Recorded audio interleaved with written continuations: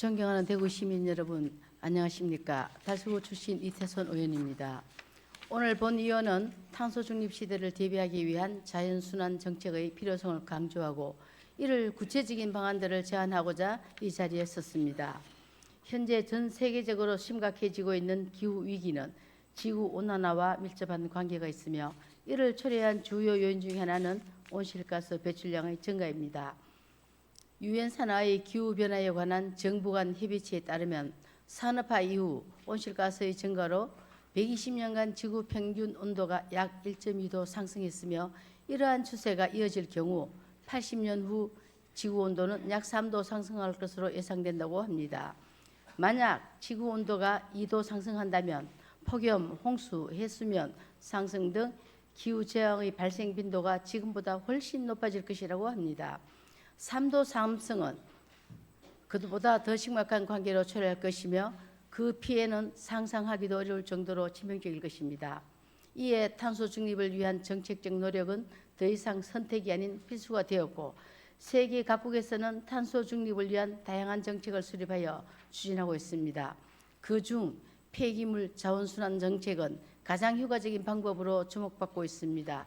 이에 대구시도 2022년 탄소 중립 기본 조례를 제정하여 2050년까지 탄소 중립을 목표로 한 제도적 기반을 마련했으며 지금까지 탄소 중립 정책의 일환으로 제로웨이스트 자원순환 모델 발굴, 일회용품 사용 규제 등을 추진해 왔습니다.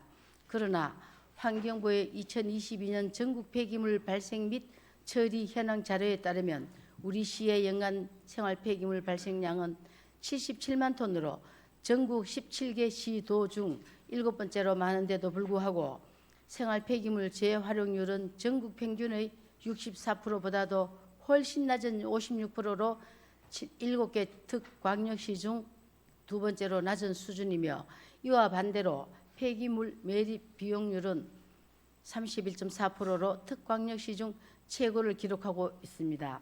이처럼 우리 시의 폐기물 자원순환 수준이 상당히 저조한 바 이를 개선하기 위한 몇 가지 방안을 제안하고자 합니다. 첫째, 재활용품 분리배출 및 수거 체계 개선이 필요합니다. 폐기물 재활용률은 선별 작업의 효율에 좌우되지만 매년 늘어나는 폐기물에 비해 인력이 턱없이 부족합니다. 이러한 문제를 개선하기 위해 인력과 자원화 시설의 확대, 인공지능 등 첨단 기술을 활용한 선별 시스템 개발과 보급이 필요합니다. 이는 대구시의 전반적인 자원순환 체계 강화를 위한 중요한 기반이 될 것입니다. 둘째, 일회용품 사용 절감을 위해 공공기관이 선도적인 역할을 해야 합니다. 탄소 중립 목표 달성을 위해 공공기관의 선도적 역할이 매우 중요합니다.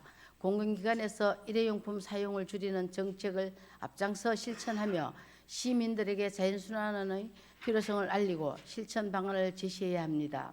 이러한 노력은 탄소 중립 사회로 나아가기 위한 공동체 의식을 형성하는 데 기여할 것입니다.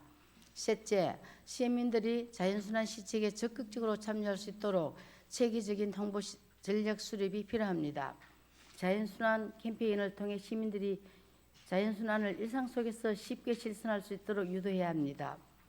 예를 들어 점심 식사 시 흔히 수저 밑에 깔리는 휴지를 대체할 수 있는 수저 받침대를 보급하거나 공중 화장실 핸드타월 위에 한 장으로도 충분합니다라는 포스터를 배포하는 것도 작지만 시민들의 자연순환 의식을 높이는 데 큰 역할을 할 것입니다. 존경하는 시장님, 탄소 중립 실현을 위한 자연순환 정책이 강화는 대구가 지속 가능한 미래로 나아가기 위한 핵심 과제입니다.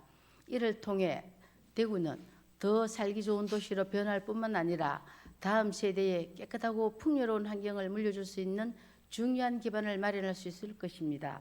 이를 위해서는 시민들이 적극적인 참여는 물론 시장님과 관계 공무원 여러분도 의지와 실천도 무엇보다 중요할 것입니다. 보다 실현 가능하고 현실적인 정책을 발굴하여 대구가 자연순환 정책 추진이 있어 선도 도시가 될 수 있도록 노력해 주시기 거듭 당부드리면서 이만 5분 자유 발언을 마치겠습니다. 감사합니다.